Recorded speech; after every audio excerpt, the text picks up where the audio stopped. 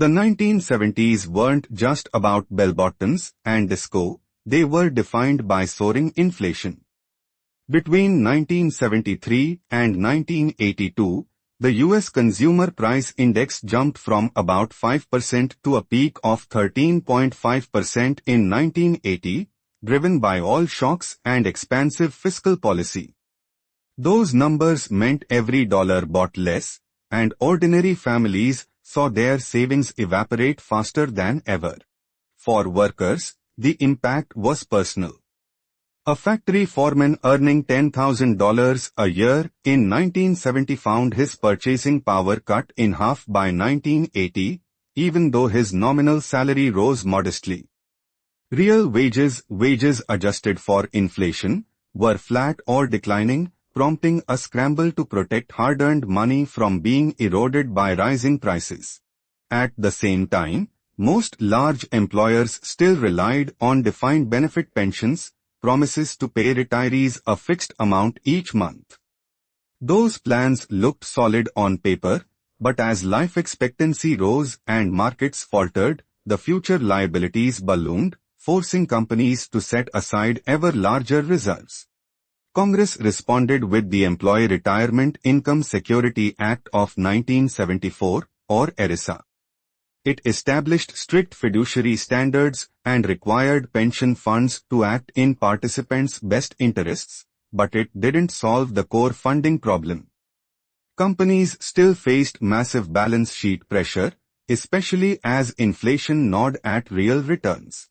The breakthrough came in 1978, when the Revenue Act added a little-known provision, Section 401(k). Originally intended as a tax loophole for executives, lawmakers realized it could let employees contribute pre-tax dollars to individual accounts, shifting retirement risk from the company to the worker. Early adopters were quick to test the idea. In 1980, Johnson & Johnson launched a 401(k) plan for its staff, followed by giants like Ford and IBM. Workers could now divert a slice of their paycheck into a tax-deferred account, choosing from a menu of mutual funds or company stock. The tax advantage was simple but powerful. Contributions reduced taxable income, and the money grew tax-free until withdrawal. For a worker earning $30,000, a $1,500 contribution could lower the annual tax bill by several $100s, making the plan instantly attractive in a high-inflation environment. At the same time, mutual funds were gaining momentum. Vanguard introduced the first index fund in 1976, offering low-cost exposure to the entire stock market. Fidelity's growth of money funds and other actively managed products also attracted investors hungry for returns that could outpace inflation. The numbers tell the story.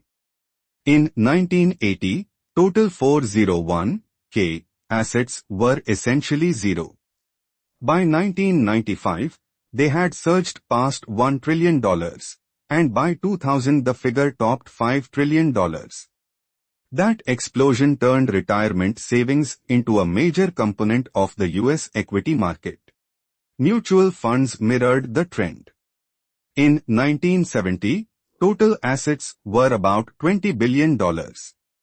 A decade later, they crossed $500 billion, and by the turn of the millennium, investors had poured more than $2.5 trillion into pooled funds, reshaping how households allocated money beyond cash and real estate.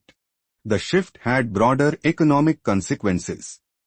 With more household money invested in stocks and bonds, the capital markets deepened, lowering borrowing costs for businesses.